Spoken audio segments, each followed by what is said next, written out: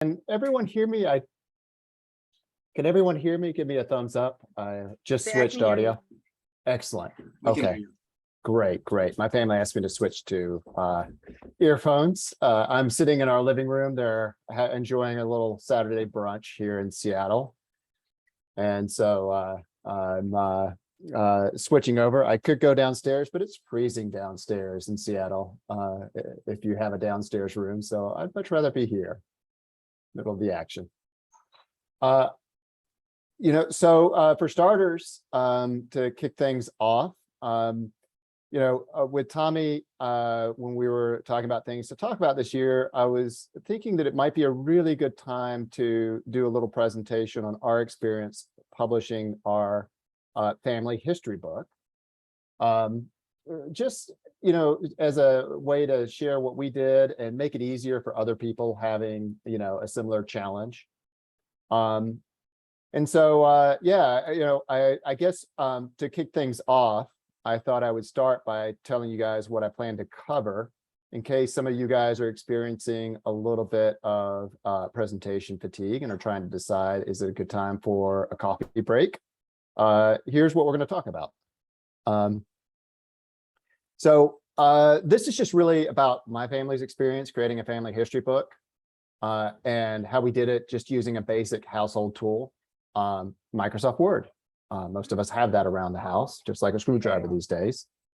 And how to structure it so that, despite however many piles of papers and research and however long you've been spending trying to break down your brick walls, you can create something that is both easily done and consumable by the family. And then just knowing the audience, I come from a bit of a technical background, but I'm not a desktop publishing expert. And I wanted to do this some way that was easy, not using the tools that try and make it easy, but aren't easy, and not using the high-end tools that are for professionals that are just beyond what I can do. I'm a little technical, but definitely not a creative or design or visual person. So many of you probably fit in this category.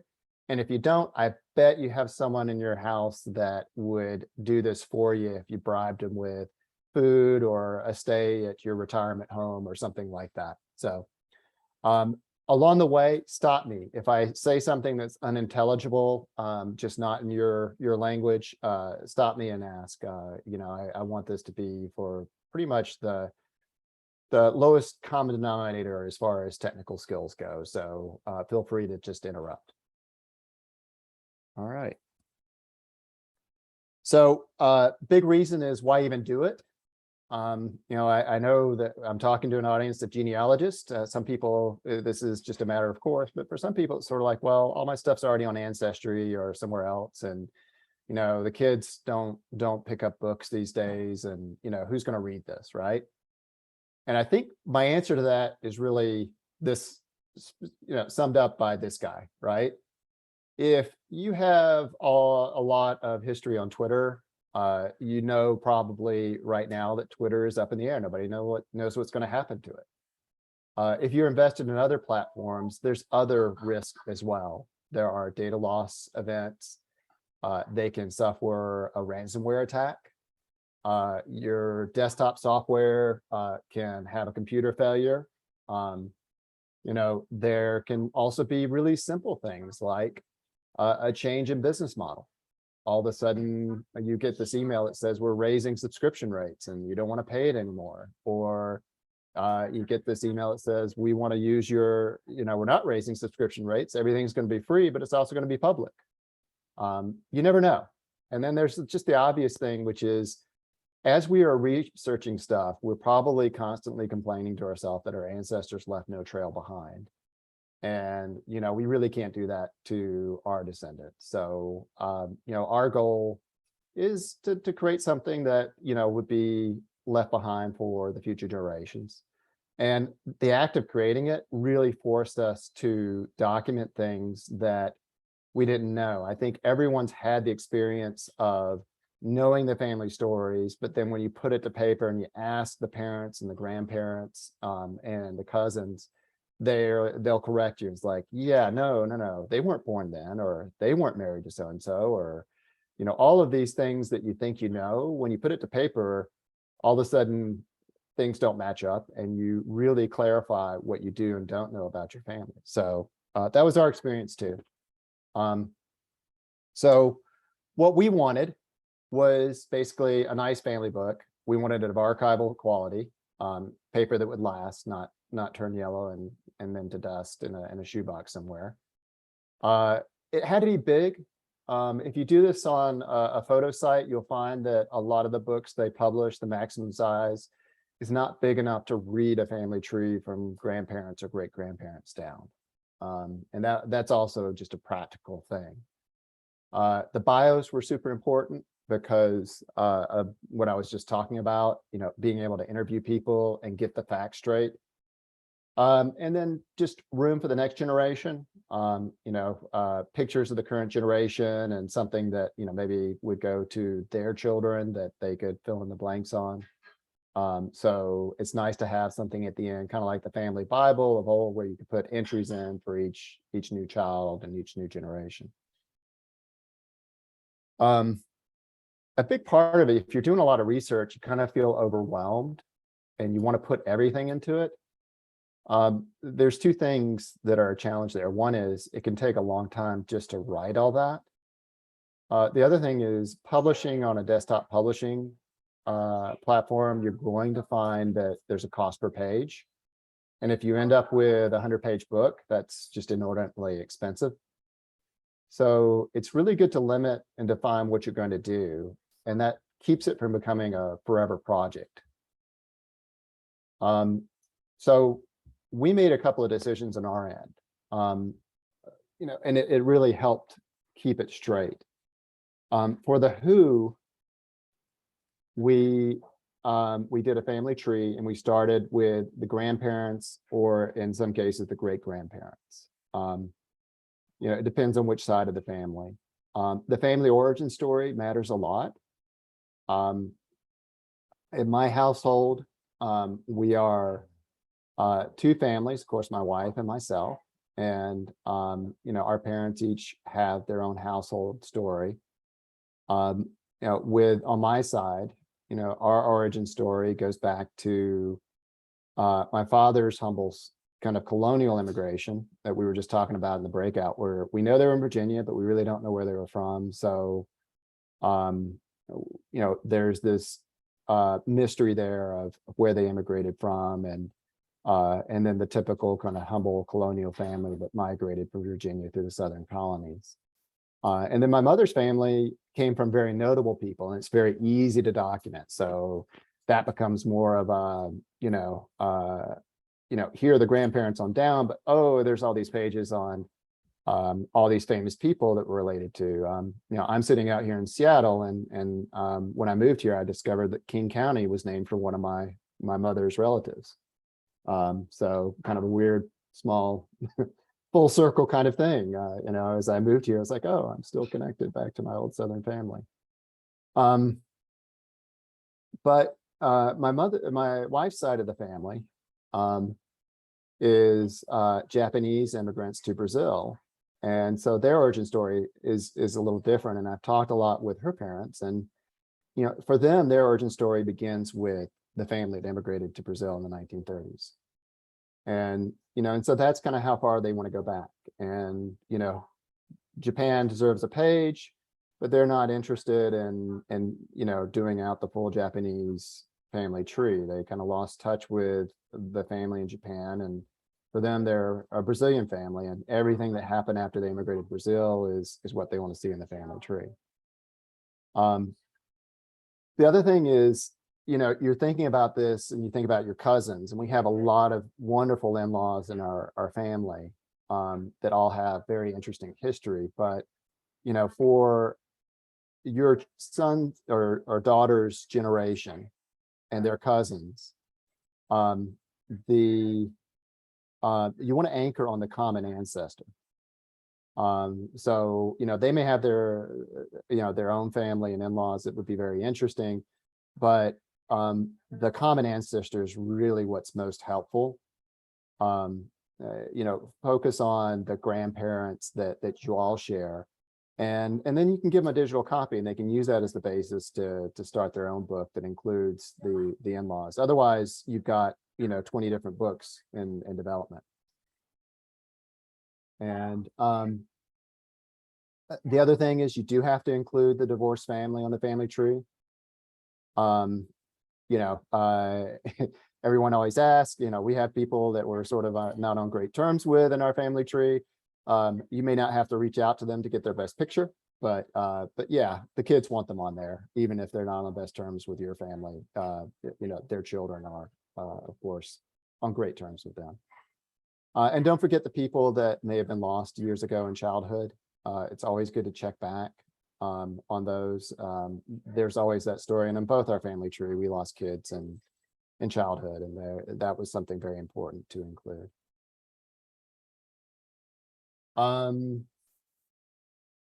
So let's see. Hang on a second.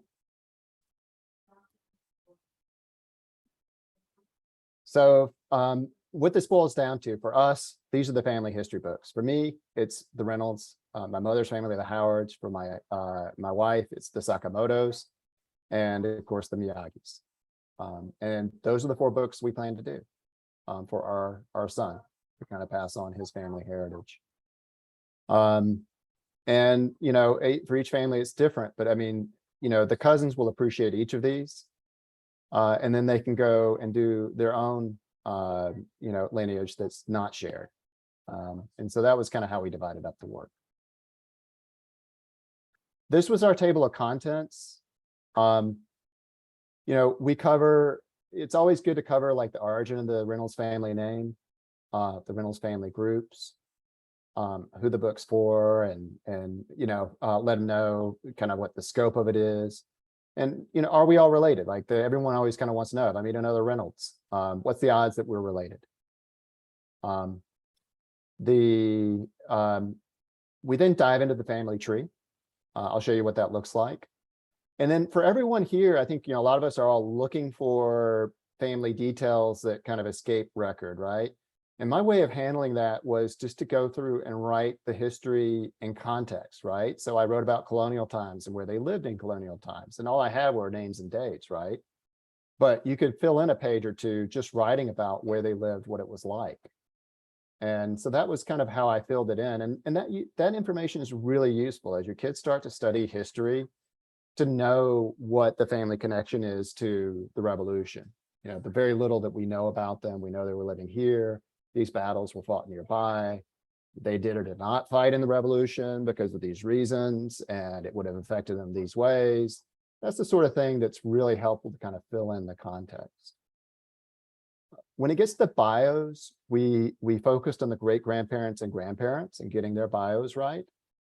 It gets kind of awkward when you start writing bios about living people. It's it feels like you're writing a eulogy before it happens. So we didn't go there with the living generation, right? We did collages and pictures and all of that stuff, and we left that for like future projects. With my family and my parents, I've taken the time to document what their life story is. And when the time comes, we'll put in pages for each of them as well. But that was kind of how we did this, and it also saved space. And I think we weren't publishing information that kind of everyone knows.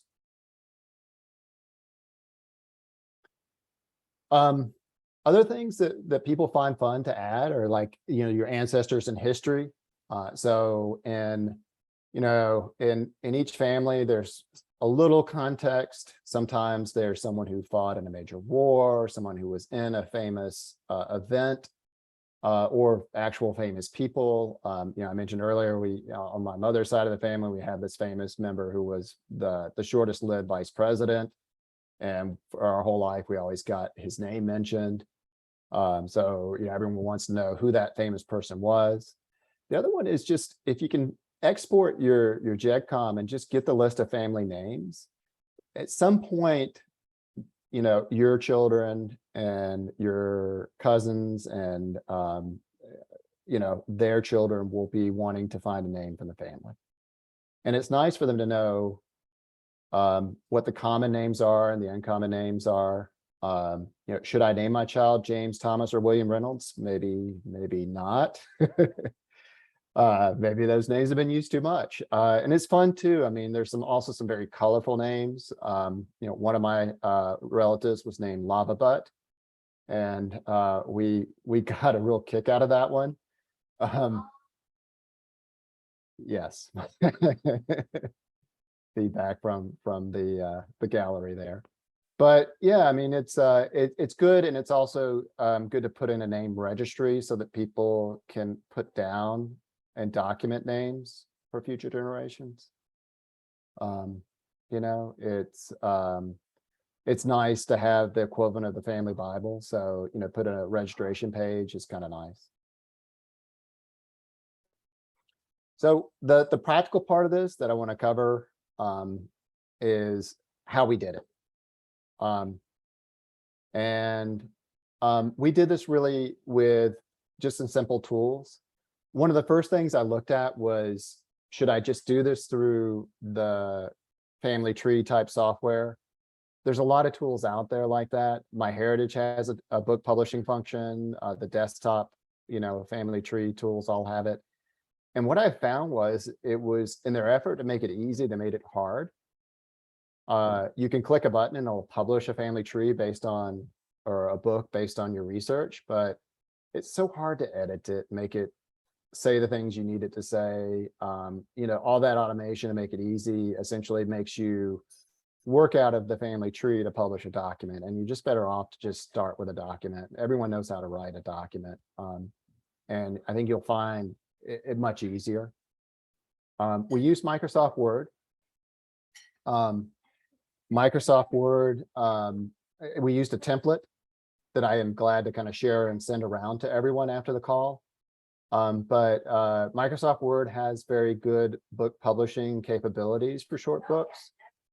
And you can put together a simple template that automatically numbers the pages, and that does an outline of the table of contents. And you can do, you know, you can publish it on a site like Blurb. Hang on a second, I'll pull it up. So in a minute, I'll pull it up and show you a guided tour. I think the other tools that were rather important were also just, you need a good picture editing tool.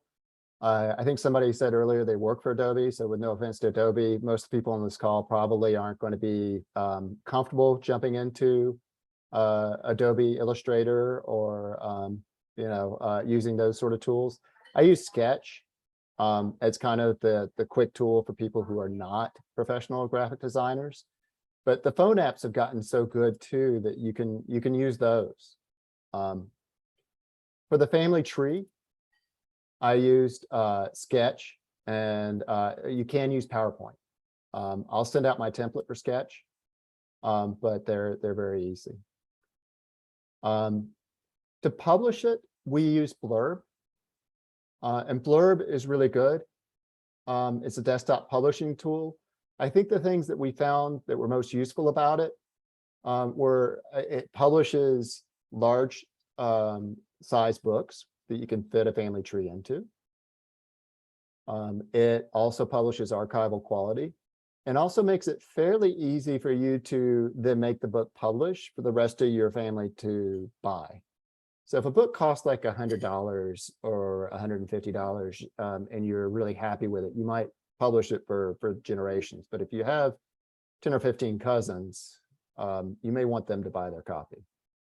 And so that's the other thing that we found that was very convenient versus some of the other tools out there.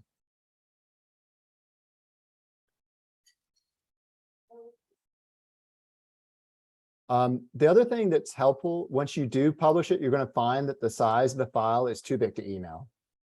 So, and it may even be too big for people just to download. It's good to use a PDF compressor. I mentioned one here, there's several.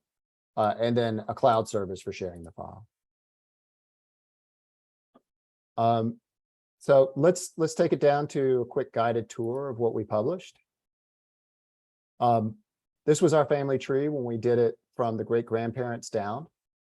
This is my Reynolds line here. This was published in Sketch. You have to use some careful tricks in Microsoft Word to be able to publish it. And so I've made some notes here about doing that. But I think the most important thing is for all of this to be legible, you're going to want to pick one of the larger publishing formats for the desktop publishing service you use. In this case, Blurb. We picked the large one. The other page that we did, everyone always has a lot of research on the ancestors. And the question is, how much of that do I publish? We went simple. We just published the direct line. And there's always that question of, well, we don't know our origin story. So, what do we know? And so I just did a big old box here that says, well, as of publishing, there's a couple of different competing theories of where we came from. There's the Christopher Reynolds theory, which doesn't seem to be likely anymore. But then there's the, this going theory. And, this is generally where we came from. And so that's kind of how we answered the incomplete research question.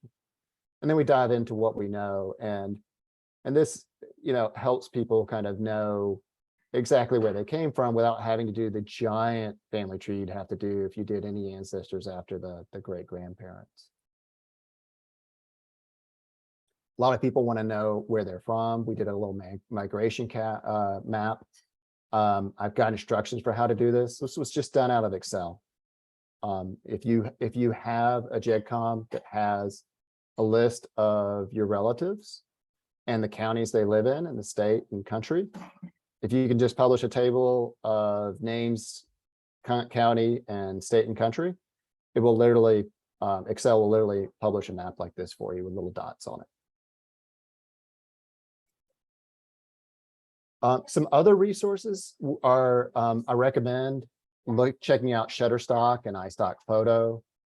If you Google antique maps, there's a lot of university resources that have maps of where your ancestors lived as they were in the time.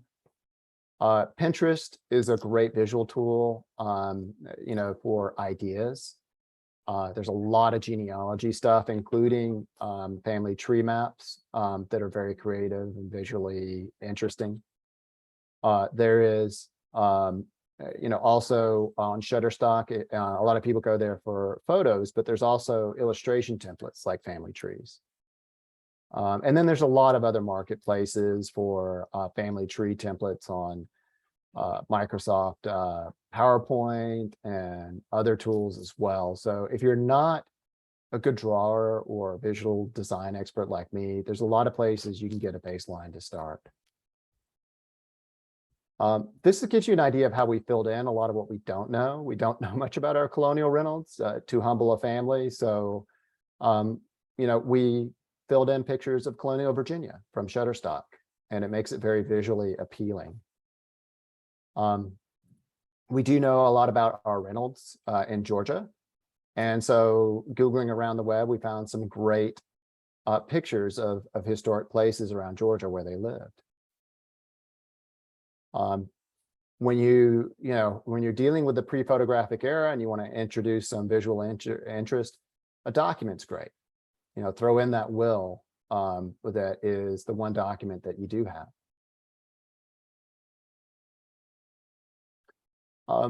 The bio pages tended to be like one page.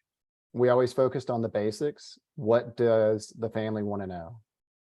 What are the vital stats? Where they were born, who their children were, what their occupation was, and how did they die? Sometimes you don't have much to go on. So one of the things we do is, for example, with my great grandfather, this is someone that famously left the family and went to Texas and died in Texas. And we don't know much of why he left or what the background story was there. So we kind of filled it in. We did some historical research. We understood what was going on. We looked into the fact that, crops were failing in Alabama at the time, and he operated a cotton gin. So he probably was going bankrupt, just like the farmers around him. At the same time, there was an oil boom in Texas. So we filled in a lot of the context where we don't know with a history of the times. And then we ended up with collages at the end, like I mentioned, that help put everybody in place and end on a note for the future generation. And that's what it looks like. And I think as a wrap up to this, what I'd like to offer to everyone is I think it would be great if all the researchers on this call, for people who haven't gotten there yet, I really recommend getting over the hump and just publishing something. Jump into Microsoft Word, document it.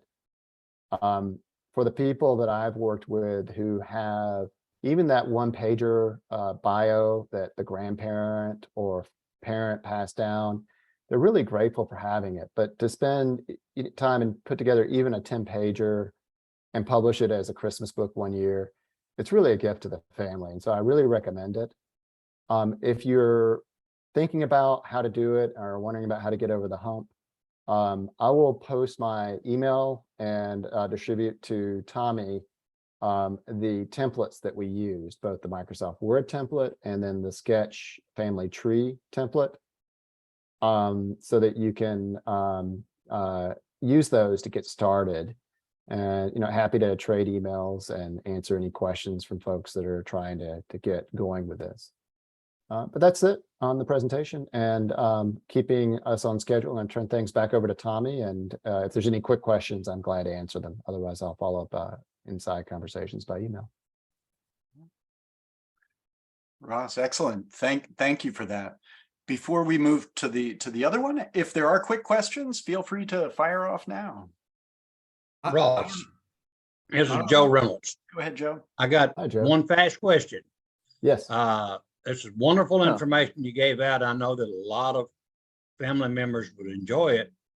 Would you consider me publishing one page on our website, giving a short information and maybe some links to help those get started in doing this?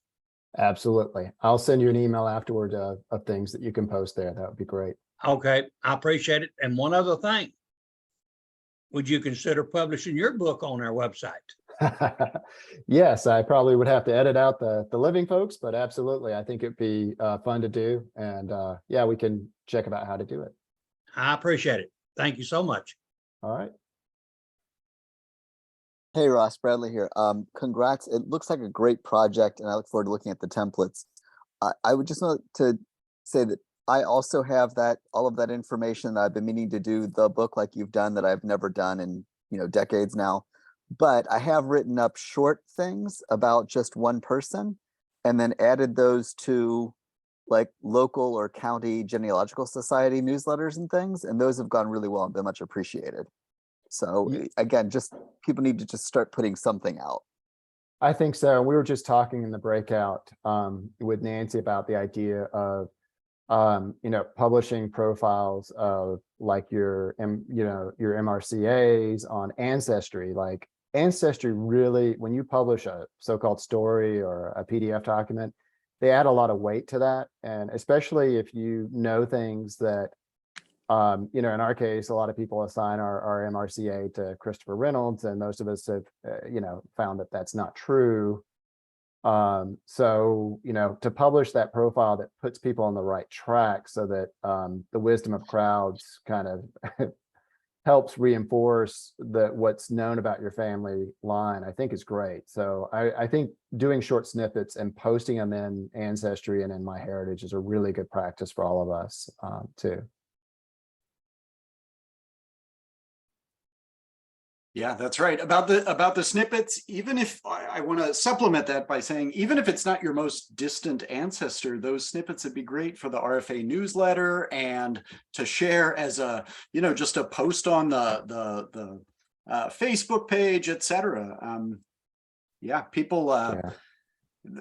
it's great to get that information out to set the records in particular. Yeah, but the interesting stuff is fun too. Sometimes just to post. It's like I found out one of our Reynolds ancestors was killed by pirates on the Mississippi. It's just who knew that there was piracy on the Mississippi, and that the Reynolds family lost a line because of piracy. Right. So Amazing. it's always fun to post interesting anecdotes. Absolutely. Okay. Well, Ross, thank you so much. We will shut down the recording of